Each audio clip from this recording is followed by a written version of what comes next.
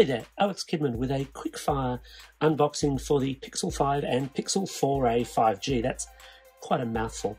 Google's flagship phones this year are a little bit different. The Pixel used to be, hey, here's the best processor available this year, plus Google's take on AR-led photography and a clean Google UI. You still get those latter two parts, but these are phones built on the Snapdragon 765G platform, which means really they're more mid-range devices. They're competing with things like the LG Velvet or the Motorola Edge or any number of Oppo phones, actually. So let's have a look. These have just arrived. I haven't unpacked them as yet. Let's have a look at the Pixel 5 first. Usual story of peeling stuff off the back. And yeah, wow. Now that really looks like a Pixel phone. And as it happens, I've got the 4A. This is the non-5G version of the 4A. All this stuff gets terribly confusing to hand. Just to give that a bit of a size comparison. I'll just get that a little bit better into frame. There we go. They're very similar, aren't they?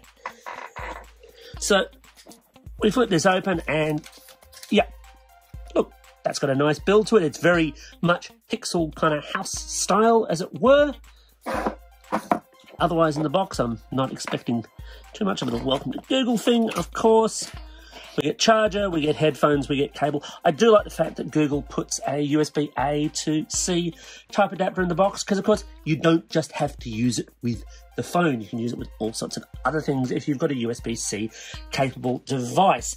Now, if we flick over, I'll just push that to the side. If we flick over to the Pixel 4a, same story of peeling off our little back tabs here.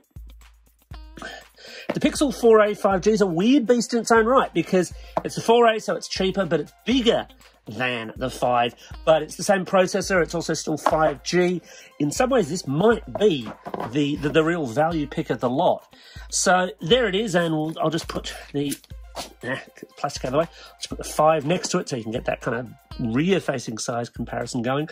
Yeah, there's definitely a style to these things, isn't there?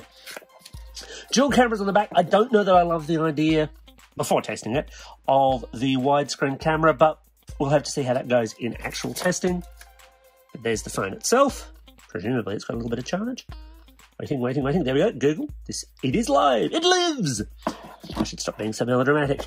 And I would imagine that'll have, yeah, it's pretty much exactly the same set of features in the box. Now, I guess I've got yet more phones to get reviewing, so I better get to getting these things set up. Thanks for watching.